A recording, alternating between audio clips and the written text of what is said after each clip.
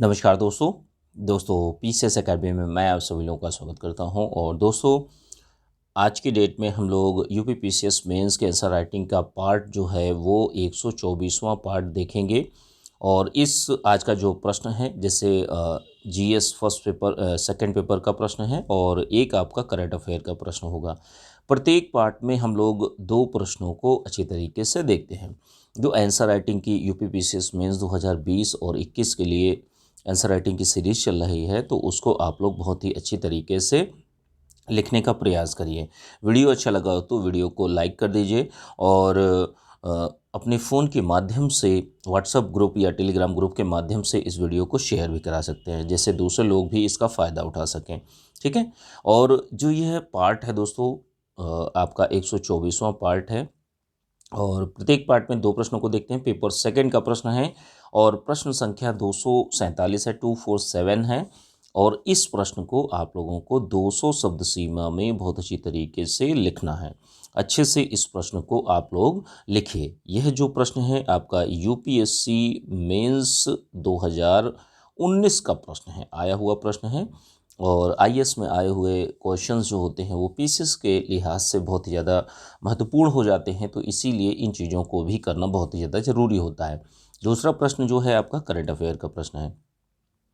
इसके पीडीएफ जो है आप लोगों को, जो यूपी पीसीएस मेंस 2020 और 21 का पेड ग्रुप चल रहा है, टेलीग्राम ग्रुप, तो उसी में आप लोगों को मिल जाएगी। आइए प्रश्न को देखते हैं। स्थानीय स्वशासन की संस्थाओं के लिए सीटों के आरक्षण का भारत के राजनीतिक प्रक्रम में पितृतंत्रात्मक अभिलक्षण पर सीमित प्रभाव पड़ा है। तो यह आपका एक सेंटेंस है, इस पर आपको टिप्पणी करनी है। ठीक है। तो अब देखिए, जैसे चीज़ें क्या पूछी गई हैं प्रश्न में, आपसे लोकल बॉडीज़ जो होती हैं, ठीक है, स्थानीय स्वशासन की संस्थाएं जो होती हैं, इनमें महिलाओं के लिए आरक्षण 33% आरक्षण की व्यवस्था करी गई थी। ठीक है। अब इसमें क्या है, अब आपको ये बताना है कि जो हमारी सामाजिक व्यवस्था है, जो हमारे यहाँ एक पितृसत्तात्मक व्यवस्था जो है कि भाई जो पिता हैं उन्हीं का बोलबाला रहेगा, उन्हीं का वर्चस्व रहेगा।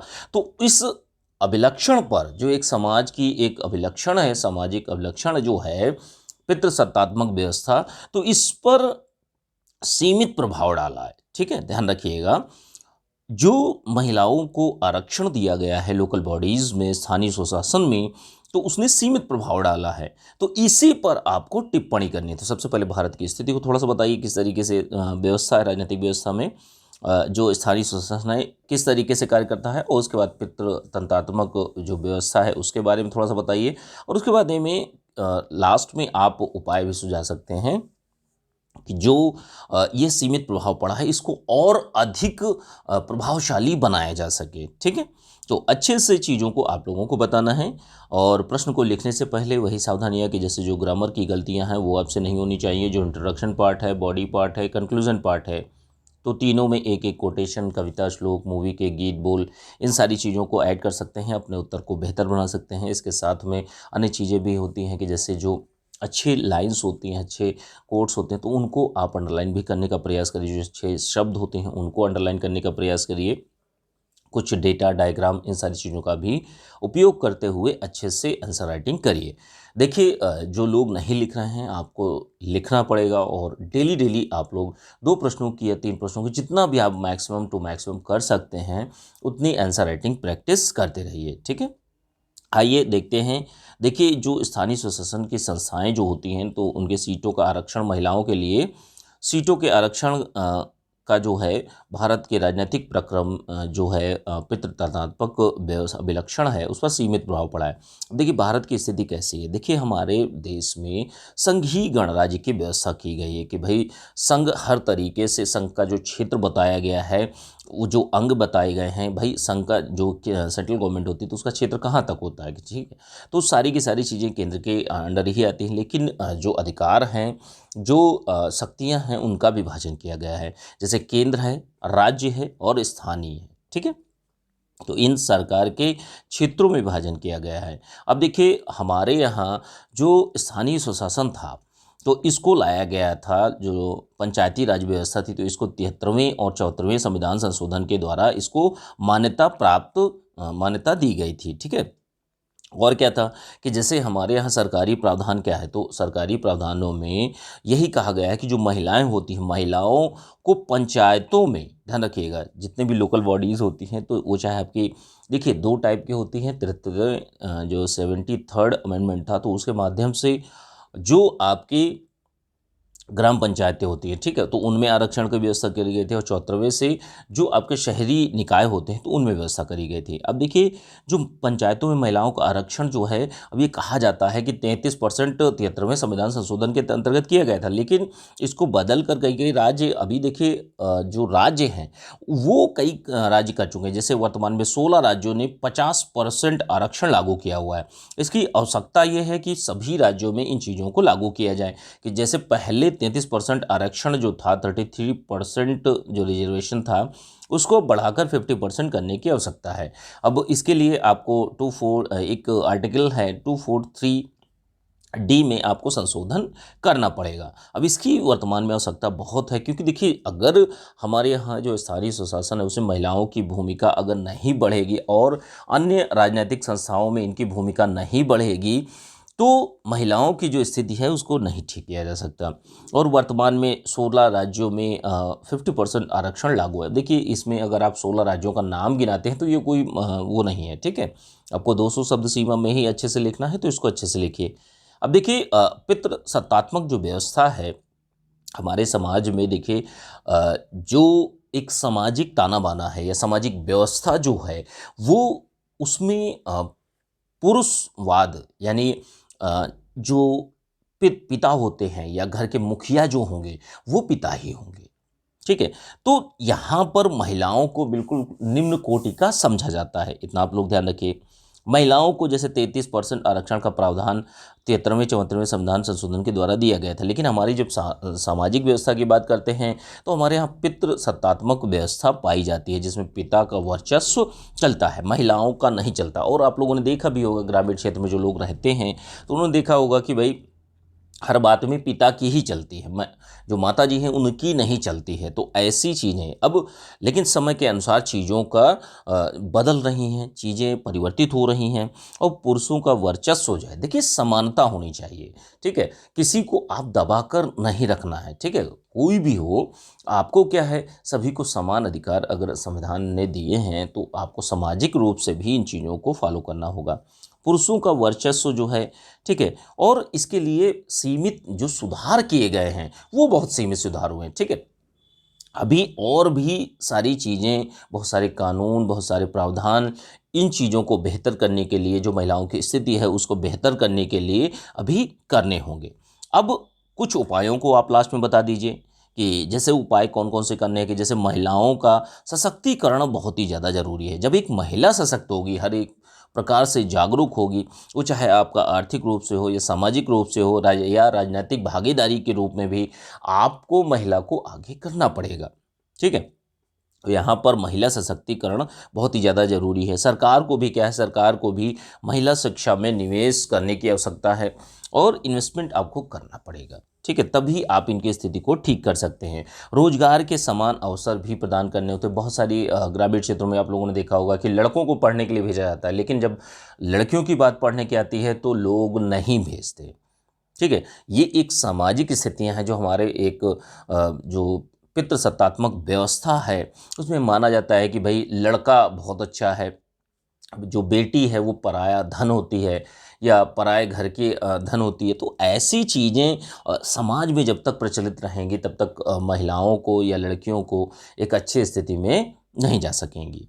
और क्या है कि भाई रोज़गार बहुत ही ज़्यादा ज़रूरी, जब एक महिला या लड़की सक्षम होगी, तभी सारी चीज़ें अच्छी होंगी।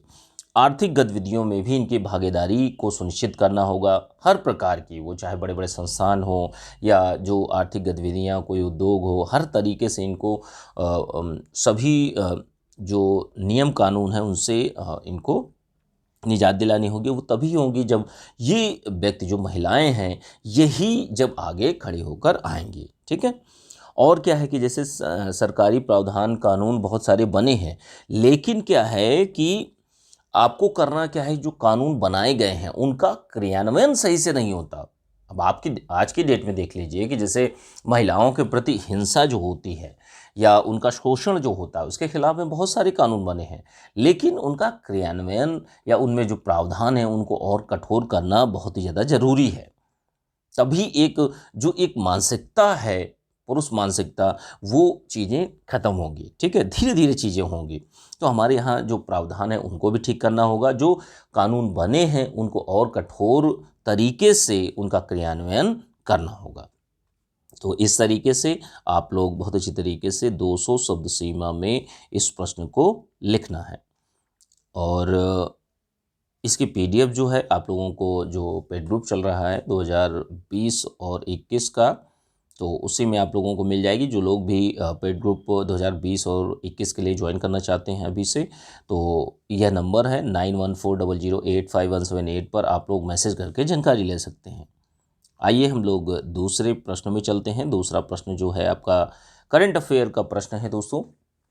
प्रश्न संख्या जो है 248 है और 125 शब्दों में इस प्रश्न को आप लोगों को लिखना है। तो देखिए, करंट अफेयर का प्रश्न है और जो आपका भारतीय कृषि बाजार व्यवस्था है तो उससे संबंधित है। इस समय किसानों का आंदोलन भी चल रहा है, तो अगर वर्तमान परिदृश्य में देखेंगे तो ये चीज़ें बहुत ही ज़्यादा रेलेवेंट है।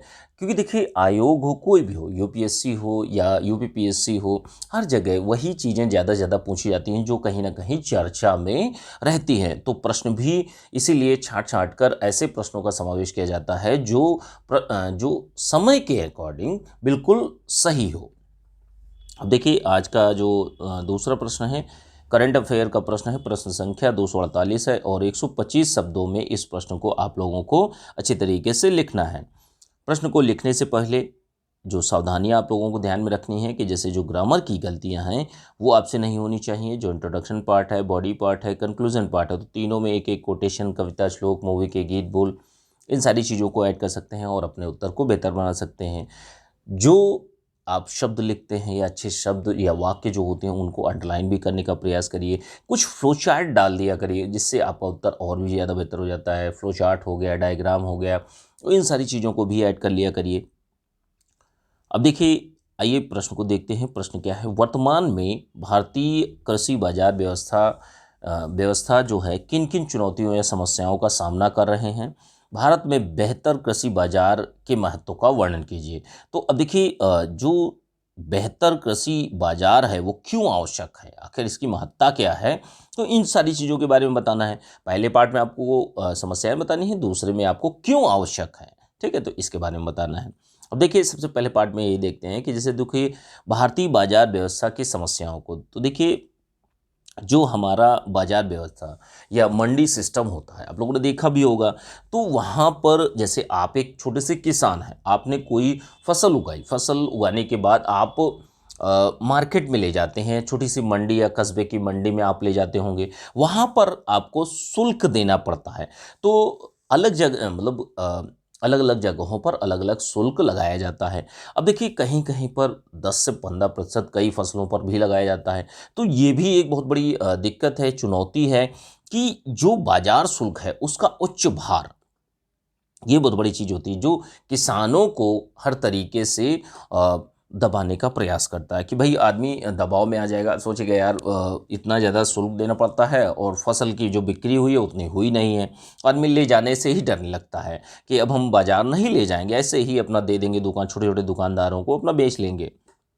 अगली चीज़ क्या है कि जैसे जो भारतीय बाजार व्यवस्था है उसमें तो दुकान जो होती है, गोदाम होते हैं, तो इनके लिए लाइसेंसिंग की भी बाधा बहुत ही ज़्यादा समस्या उत्पन्न करती है कि भाई आप छोटी सी दुकान लेना चाहते हैं या एक गोदाम बनाना चाहते हैं कि भाई वहाँ पर हम अपना चीज़ों को रख सकें, या जो कोल्ड स्टोरेज होते हैं उनके लिए, ठीक है। तो यहाँ पर क्या चीज़ आती है, लाइसेंसिंग की एक बहुत बड़ी समस्या उभर कर आती है। कृषि बाज़ारों की निम्न स्तरीय अवसंरचना, तो ये भी एक है कि जो वहाँ का इंफ्रास्ट्रक्चर जो होता है बाज़ारों का, तो वो भी निम्न स्तरीय होता है। और जो मार्केट सिस्टम है या जो बाज़ार होते हैं कृषि बाज़ार, तो इनको मतलब जो आर्थिक सहायता होती है वो भी पर्याप्त रूप से नहीं दी जाती है, दी भी जाती है तो बहुत कम होती है। अगली चीज़ क्या है कि जैसे जो किसान है, किसानों को उतनी जानकारी भी नहीं होती है, तो ये भी एक सबसे बड़ा समस्या उत्पन्न होती है कि भाई उसको जो समय पर जो क्या रेट चल रहा है, क्या नहीं चल रहा है, उसको बेचना है, नहीं बेचना है। तो ये बहुत सारी समस्याएं किसानों को होती हैं कि भाई किसानों को जानकारी भी नहीं होती है, जागरूकता नहीं होती उनमें, और वो प्रौद्योगिकी के इस्तेमाल में भी कमी करते हैं कि भाई वो हर तरीके से सोचते हैं कि भाई कौन साइट खोले, कौन अपना इंटरनेट चलाए, नहीं हम अपना ऐसे ही मैनेज कर लेंगे। तो ये जो टेक्नोलॉजी का प्रयोग है, ये भी वो अच्छी तरीके से नहीं करते हैं। और क्या है कि जो कृषि उपज होती है, तो उनकी कृषि उपज जो है वो बाज़ारों तक उनकी पहुंच जो होती है वो सीमित होती है। तो जो कृषि उपज है भाई सारी की सारी जानी चाहिए, ठीक है, मार्केट तक। जब तक आप मार्केट में ही नहीं ले जाएंगे तो आपको अच्छे रेट कहाँ से मिलेंगे, ठीक है। और भी अन्य कारण इसमें आते हैं। और क्या है कि जैसे जो भारतीय बाजार व्यवस्था है, तो उसकी समस्याओं को जो हम अगली पॉइंट देखते हैं, तो इसमें रियल टाइम सूचना चैनलों की अनुपस्थिति कि भाई आपको टाइम टू टाइम चीज़ें मिलती रहें, ठीक है। इसी के प्रावधान में जैसे कुछ कार्यों को सरकार के द्वारा किया गया, जैसे ई नैम करके एक नेशनल एग्रीकल्चर मार्केट करके अ, एक इनिशिएट शुरू किया गया था केंद्र सरकार की ओर से, और एपीएमसी को भी लाया गया था। तो बहुत सारे कार्य कृषि बाजार व्यवस्था को बेहतर करने के लिए, कृषकों को आय हो सके, इसके लिए बहुत सारे कार्य समय समय पर सरकार के द्वारा किए गए हैं। अब देखिए, एक अन्य बात जो प्रश्न में पूछी गई है कि भारत के लिए बेहतर कृषि बाजार क्यों आवश्यक है, क्यों आवश्यक है। तो देखिए, उत्पादों का मौद्रीकरण, कि आप सोच कर देखिए कि एक व्यक्ति है जिसने फसल उगाई, अब फसल उगाने के बाद वो औने पौने दाम पर ऐसे ही छोटे छोटे दुकानदारों को देता है या आड़तियों को देता है, तो अब वहाँ पर उसको अच्छे रेट नहीं मिलते। तो यहाँ पर क्या है, उत्पादों का मौद्रीकरण नहीं हो पाता। तो अगर उत्पादों का मौद्रीकरण होना है, तो एक बाजार, एक एग्रीकल्चर मार्केट जो है वो बहुत ही ज़्यादा ज़रूरी होती है। आपको बाजार के बारे में जानकारी चाहिए या मूल्य की सही जानकारी, तो ये भाई रेट की सही जानकारी तभी। अब सोच कर देखिए कि अगर ये बाजार ही ख़त्म हो जाएंगे तो कुछ बचेगा ही नहीं, ठीक है। औने पौने दामों में लोग खरीदेंगे एक दूसरे की फसलों को। तो ऐसे में क्या होगा, जो एक भारतीय कृषि बाजार है, इसको बहुत ही ज़्यादा आवश्यकता है भारत के लिए। और बाजार मूल्य, जैसे बाजार के बारे में जानकारी और मूल्य के बारे में जानकारी, तो इनकी सही जानकारी उपलब्ध कराने के लिए ये बहुत ही ज़्यादा ज़रूरी है। और क्या है कि बिचौलियों की भूमिका जो है, इनमें भी ये कमी लाने का काम करता है कि जैसे आपको मार्केट में जाते हैं तो आपको सीधे आप डायरेक्टली क्रेता और विक्रेता दोनों एक दूसरे से इंटरेक्ट कर सकते हैं। अगली चीज़ क्या होती है कि जो बाज़ार है, कृषि बाज़ार, तो उससे पूंजी निर्माण भी होता है। कि आप सोच कर देखिए कि जो व्यक्ति पहले 10 टन धान को पहले ऐसे ही कहीं पर बेच रहा था छोटे छोटे लोगों को, अब वो बाज़ार में उसको अच्छे रेट में मिलते हैं। तो आप सोच के देखिए ना कि ये कैपिटल फॉर्मेशन भी होता है। और क्या है, प्रौद्योगिकी में निवेश को भी प्रोत्साहन मिलता है कि जो आप कृषि बाजार व्यवस्था बना रहे हैं, इससे होने से आप नई नई टेक्नोलॉजी का भी उपयोग कर रहे हैं, इसके माध्यम से चीज़ों को जानकारी दे रहे हैं, ठीक है। वो चाहे किसान चैनल हो या बहुत सारी चीज़ें, इनिशिएटिव्स सरकार के द्वारा लिए गए हैं। कृषि में मूल्यवर्धन भी होता है कि जैसे पहले जो कृषि का मूल्य कुछ नहीं था, वही आज की डेट में भाई उसका मूल्यवर्धन भी हो जाता है। और लास्ट चीज़ क्या होती है, उत्पादों के विक्रय की सुविधा देता है बाजार। तो ये बाजार बहुत ज़्यादा ज़रूरी है भारतीय कृषि के लिए, किसानों के लिए, और भारतीय अर्थव्यवस्था के लिहाज से भी देखेंगे तो आप सोच के देखिए कि ये चीज़ें बीच में ही ख़त्म हो जाती हैं अगर बाजार ना हो तो एक बेहतर बाजार व्यवस्था जो है वो बहुत ही ज़्यादा ज़रूरी है किसानों के लिए और देश के लिए भी, ठीक है। तो इस तरीके से आप लोगों को 125 शब्दों में इस प्रश्न को अच्छे तरीके से लिखना है। इस प्रश्न को लिखिए, इसके पीडीएफ आप लोगों को जो पेड ग्रुप चल रहा है 2020 और 21 का, तो उसमें आप लोगों को मिल जाएगी। जो लोग भी पेड ग्रुप ज्वाइन करना चाहते हैं तो ज्वाइन कर सकते हैं। 9140085178 पर आप लोग कॉल करके, मैसेज करके जानकारी ले सकते हैं। कोई ज़ोर ज़बरदस्ती नहीं, आपकी इच्छा के ऊपर निर्भर करता है। आपको ठीक लगती हैं चीज़ें तो आप लोग ज़रूर ज्वाइन करिए, ठीक है। चलिए ठीक है, थैंक यू देखने के लिए।